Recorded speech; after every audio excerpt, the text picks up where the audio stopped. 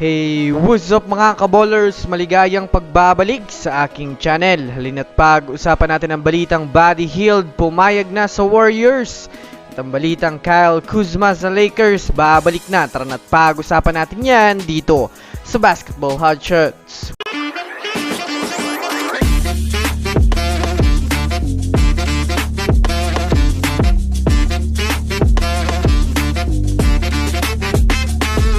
Una nga muna tayong dumako mga kaballers sa balita patungkol sa babalik na nga daw sa ngayon mga kaballers sa Los Angeles Lakers, itong si Kyle Kuzma.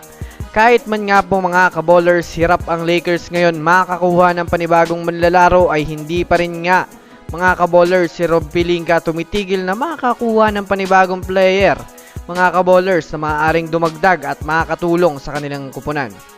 Bukod nga po mga kaballers sa ilang mga superstar na pinagpopokusan ng Lakers ngayon, ay may isa nga pong player ang pinakamatunog na maaaring lumipat muli sa kanila ayon sa ibinalita ng isang NBA insider kaninang umaga. Ito nga po mga kaballers ay si Kyle Kuzma, dahil na rin sa napabalita nga po ngayon na siya nga po ay opisyal ng available ngayon sa trade.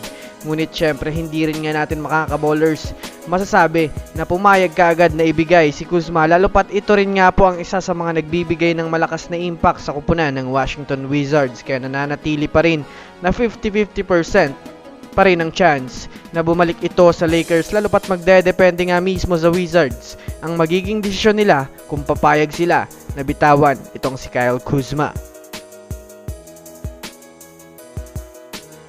Samantala, dito naman tayo dumako mga kaballers sa balita patungkol sa pumayag na nga daw mga kaballers si Buddy Hield na mapunta sa Warriors. Well, alam naman nga po natin na napakainit ng bali-balita ngayon sa paglipat ni Buddy Hield sa Warriors, lalo pat ibinalita nga kahapon mga kaballers na mayroong seryosong pag-uusap ang Warriors at Sixers sa sign and trade na gagawin. Alam naman nga po natin mga kaballers na magaling na player itong si Buddy Hield bilang shooting guard, mayroong magandang depensa, aggressive na guard at higit sa lahat maaasahan pagdating sa 3 points.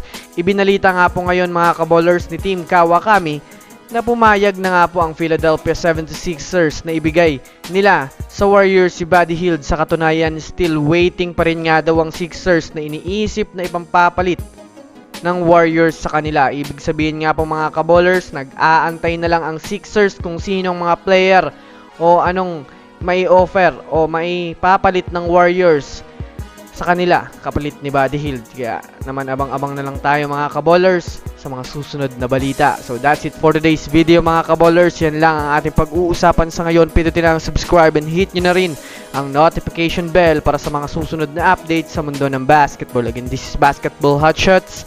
Thanks for watching.